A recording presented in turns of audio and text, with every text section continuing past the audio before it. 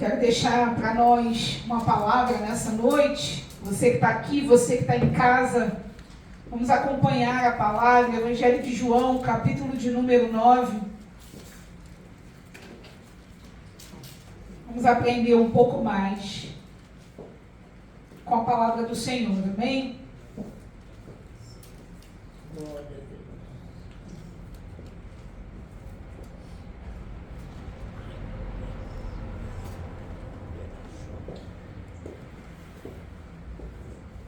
Amém? Diz assim a palavra do Senhor. E passando Jesus, viu um homem cego de nascença, e os seus discípulos lhe perguntaram, dizendo: Rabi, quem pecou, este ou seus pais, para que nascesse cego? Jesus respondeu: nem ele pecou, nem seus pais, mas foi assim para que se manifestassem nele as obras de Deus.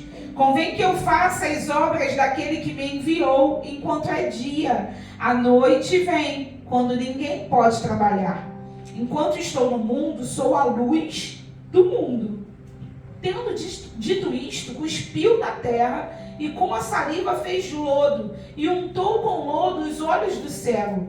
E disse-lhe: vai, lava-te no tanque de Siloé, que significa o enviado.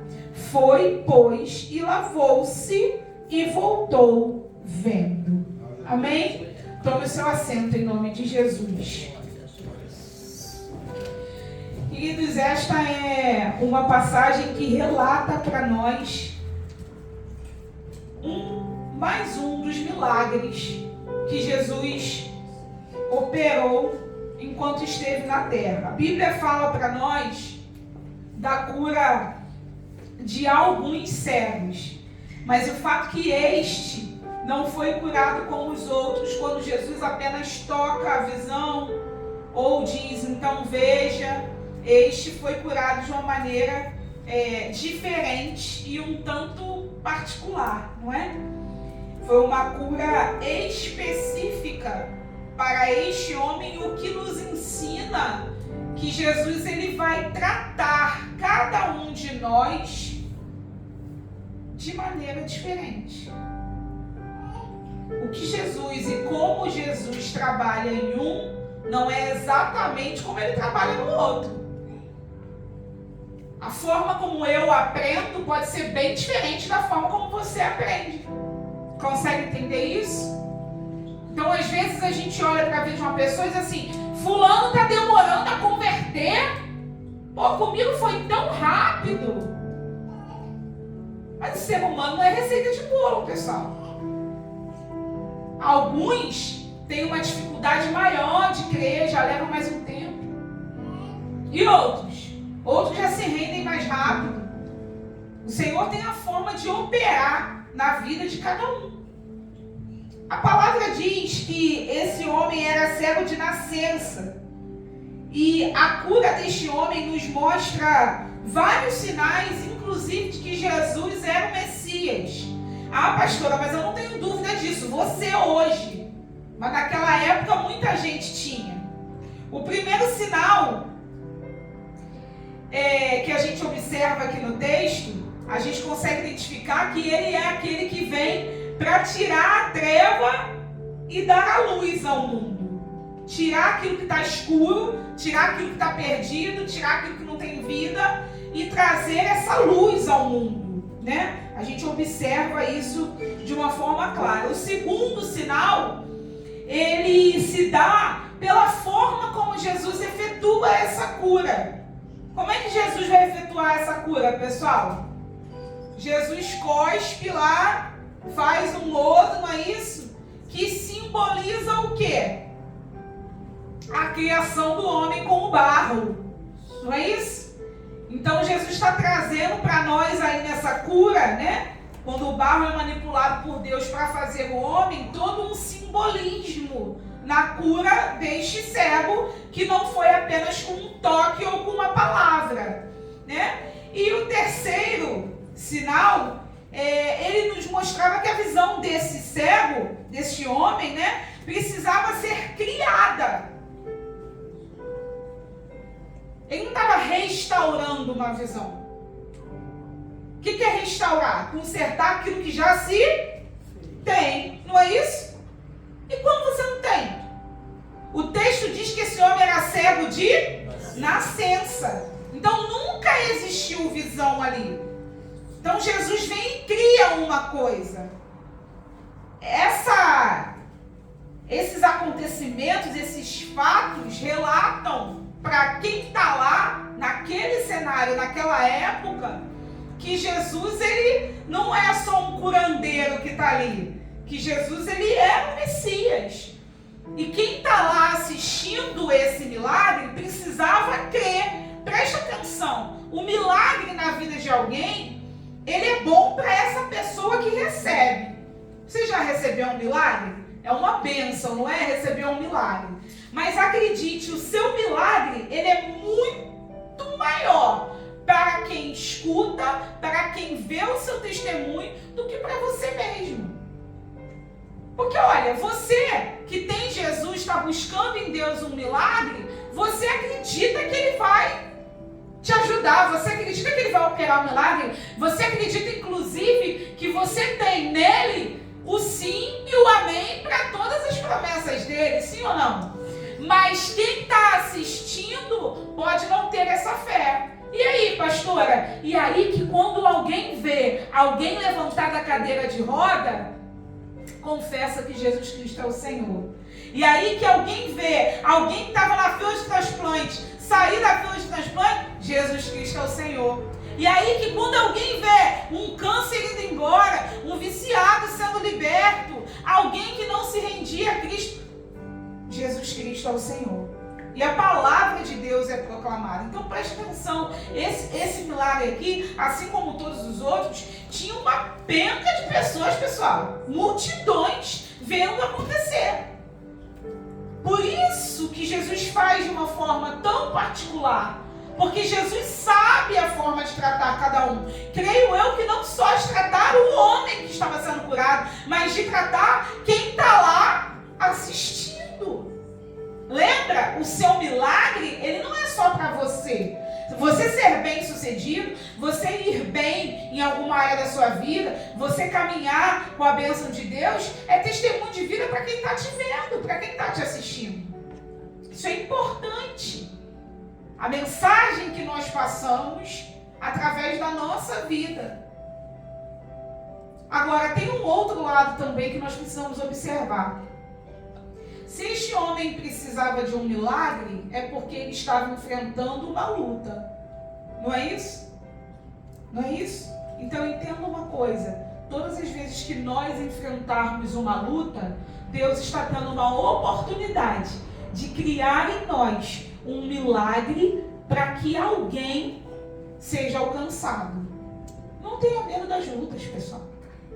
Ah, pastor, então eu devo ficar pedindo luta? Se você tiver fé para isso, eu não tenho.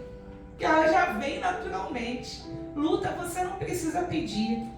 A Bíblia diz que o dia mau ele acontece. Não é isso? Só que a gente precisa entender que a gente não alcança ninguém sem receber um milagre, sem ser vitorioso, sem ser contemplado por uma bênção de Deus. A gente não se torna testemunho sem a gente ter uma vitória. E só tem vitória, pessoal, quem está passando por... Não tenha medo de responder, não. Só tem vitória quem está passando por... Não tem jeito. Tu já viu alguém que não está lutando ter vitória de alguma coisa? Quem não está lutando está parado, está quietinho, não está enfrentando nada. Então a gente precisa entender isso. A gente não pode ter medo das situações que vêm, que aparentemente a gente teme, né? Ai, veio para me derrubar, veio para me... Nossa, agora eu paro. Não, é mais uma oportunidade de Deus manifestar seu poder e você ser carta viva na mão do Senhor. O texto diz que os discípulos começam a interrogar o Senhor Jesus. O texto vai dizer isso. Jesus passa, vê o homem, olha, Jesus passa e vê o homem. Jesus vê o homem na sua limitação, cego de nascença.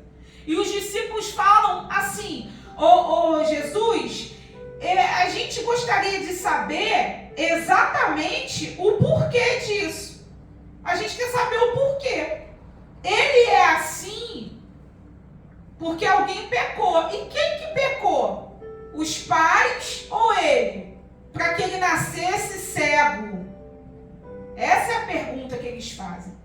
Os discípulos, assim como nós, muitas vezes queremos saber o porquê das coisas. Pessoal, essa é uma pergunta que tem desanimado muita gente. Todas as vezes que a gente enfrenta uma luta e a gente quer saber o porquê de tudo, a gente desanima muito. E eu vou te dizer, tem gente que vai nascer e vai morrer sem nunca saber o porquê das coisas, porque você não vai encontrar porquê para tudo. Você não vai encontrar o porquê de tudo. Você não vai saber o porquê de tudo. Ah, mas por que eu passei por isso? Por que eu enfrentei isso? Por que eu perdi isso? Por que eu vivi? Eu gostaria de ter porquê, resposta para todos os meus porquês. Mas a verdade é que se a gente tivesse, a gente nem seria tão desafiado a confiar no Senhor. Preste atenção, tem coisa que acontece na nossa vida que a gente entende, tem coisa que a gente não entende. E de repente você que está aqui me ouvindo, você que está em casa, está dizendo, eu estou passando por uma coisa que eu não estou entendendo. Por que eu estou passando isso? E os discípulos estão querendo saber o porquê. E eles já perguntam o porquê, trazendo uma justificativa. Senhor, alguém pecou aí, né, Senhor? Ou ele ou os pais? Eles encontram um motivo para o problema que aquele homem está vivendo. E de repente você está vivendo uma luta há tanto tempo na sua família ou em qualquer outra área da sua vida e você, assim como este cego, está sendo vítima disso. Eu não sei se você, assim como eu, já viveu essa experiência. Eu já vivi essa experiência de enfrentar uma luta e alguém chegar, que nem os amigos de Jó, né? Os amigos de Jó era a vitória, né? Falar, olha, eu acho que você está passando essa luta aí, não tem pecado aí em nenhuma área da tua vida, não? Você não está em pecado em nenhuma área da tua vida? Porque senão essa luta aí não estava prosperando, não. Irmão, eu queria saber aonde está escrito na Bíblia que a presença de tribulação, de angústia, de dia mau, ela está atribuída a pecado, de verdade. Eu queria saber aonde está escrito isso na Bíblia. Que até hoje eu não encontrei. Tem gente que é tão religioso que se ele vê o outro gripado, foi que nem na época que saiu o Covid, né, pessoal? Sangue de Jesus tem poder. É uma cambada de crente ignorante. Não, crente não pega isso. Puxa vida. Nem vou te contar o número de amigos pastores que eu conheço que morreram quando a pandemia explodiu. E com certeza, irmão, não era a gente que estava com vida em pecado, não. Com certeza.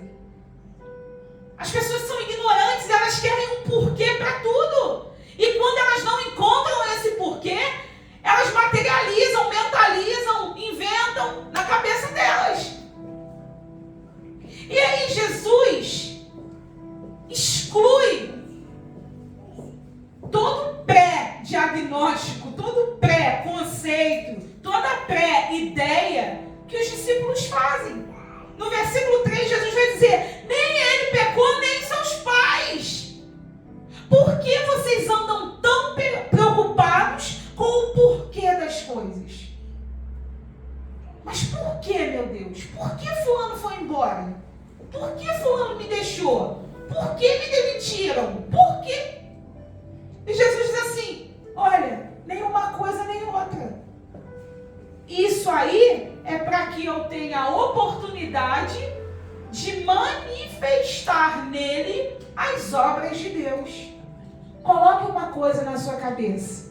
Você precisa começar a substituir esta pergunta, este questionamento. Não se pergunte o porquê das coisas, mas pergunte para que as coisas. A questão não é porquê, a questão é para quê.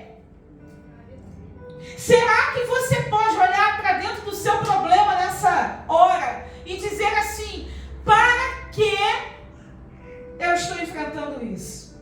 A primeira resposta que eu posso te dar nessa noite, você quer a resposta? Você veio atrás de resposta? Você está em casa, você quer a resposta? A primeira que eu posso te dar, para que o Senhor Jesus possa manifestar em você o milagre dele.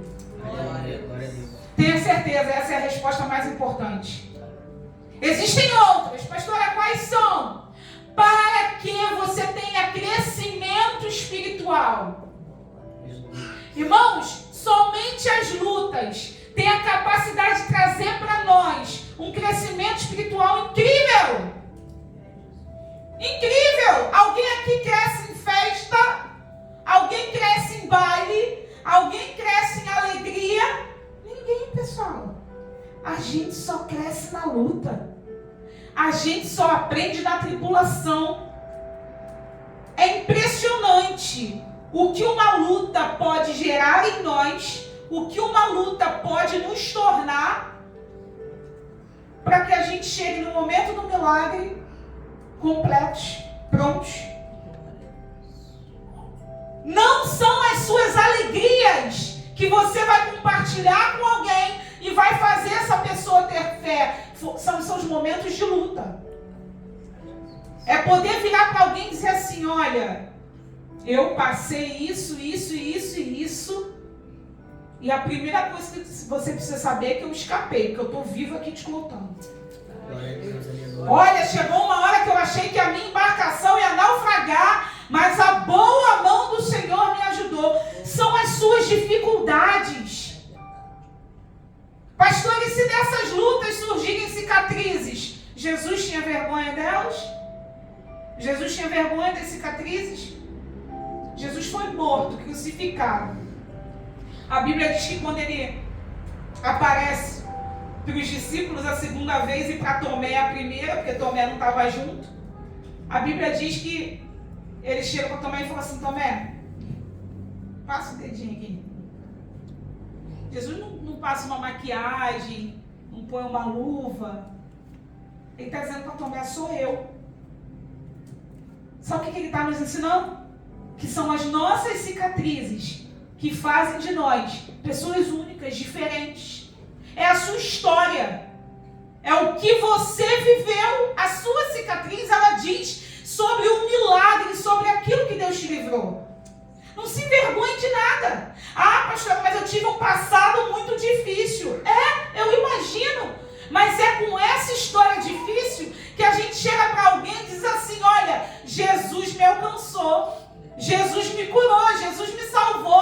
Olha, Jesus me livrou, hein? Cicatrizes dizem quem nós somos. Saiba disso. Este homem, ele era cego de nascença e essa identidade era a cicatriz dele, porque todo o povo sabia que ele era cego de nascença. Ninguém nunca viu este homem enxergar. E agora Jesus está ensinando os discípulos a substituírem essa pergunta. Olha, vocês não precisam preocupar com o porquê, mas aprendam que para toda luta, para toda tribulação, tem sempre um para quê. Para quê? Para que eu manifeste as obras de Deus nele. Perguntar por quê, pessoal, é muito desgastante. Passar uma vida inteira. Por que isso não aconteceu? Por que eu não consegui? Por que eu não consigo? Por que eu não vou? Todo mundo vai, por que eu não estou indo? Começa a perguntar para quê. E olha, para quê tem a ver com propósito. Você sabia disso? Porque qual é o propósito de Deus para a nossa vida? Qual é o propósito de Deus para a sua vida? Tem porta que Deus não te abre, não é porque Ele não é bom, não. Não é o diabo que está te resistindo, não. Tem horas que quem nos resiste é o Espírito Santo. Você sabia disso? Ah, mas fulano conseguiu trabalhar ganhando não sei quantos mil, tá benzão, viaja. Por que eu não consigo? Não, por que não? Para quê? Porque certamente o Senhor não deseja este propósito para você, assim como deseja para outro. E olha, pessoal, tá tudo bem, sabe? Porque eu entendo que a gente só tá completo e a gente só tá certo de uma felicidade plena quando a gente está no lugar que Deus tem pra gente. Não tem jeito. O ser humano, ele sempre busca um culpado para o sofrimento. Qual é o comportamento dos discípulos aqui? Encontrar um culpado. Quem pecou, ele ou os pais? Se a gente observar hoje, pessoal, tem tanta família sofrendo. O diabo tem entrado dentro das casas por intermédio de televisão e de um monte de coisa, de rede social. Nós atendemos diariamente pessoas com a família destruída. Quantas famílias sofrendo? Mas muita gente sofrendo, pessoal. Muita gente. E em todo mundo que a gente atende, a gente observa o mesmo comportamento. Tem que ter um culpado para aquele sofrimento. Tem que ter um culpado. Quem provocou aquele sofrimento? E as pessoas esquecem de uma coisa. A nossa luta aqui nessa terra, ela não é física. A nossa luta, ela é espiritual. A nossa luta não é contra carne nem contra sangue. A nossa luta é contra o diabo. Pastora, quem causa o sofrimento dentro das famílias? Satanás. Ah, mas fulano saiu e ele fez uma escolha, ele foi trair. O errado é ele, o errado é... Oh, querida, deixa eu te falar uma coisa. Por trás de tudo isso, está lá o diabo, trazendo sofrimento para dentro daquela família. Por trás de toda dor, de toda doença, de toda angústia, de todo problema mental, seja lá qual for a área do seu problema, o diabo está lá ocasionando aquele sofrimento. E a gente precisa começar a entender que o culpado é o diabo. O culpado é o diabo, gente. Quem é que sopra no ouvido de gente aí que tem poder para fazer um monte de lei que desfavorece a família? É Deus, pessoal. É Deus. Está longe de ser. A gente precisa começar a entender isso. Por quê? Porque a gente precisa parar de combater as pessoas. E a gente tem que combater o cara certo. Quem é esse cara? Satanás.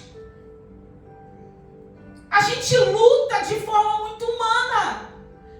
Então, se alguém me magoa, eu respondo aquela pessoa, eu agrido aquela pessoa, eu excluo aquela pessoa, a moda agora é bloquear, né? Eu bloqueio aquela pessoa, eu saio da rede social, mas eu esqueço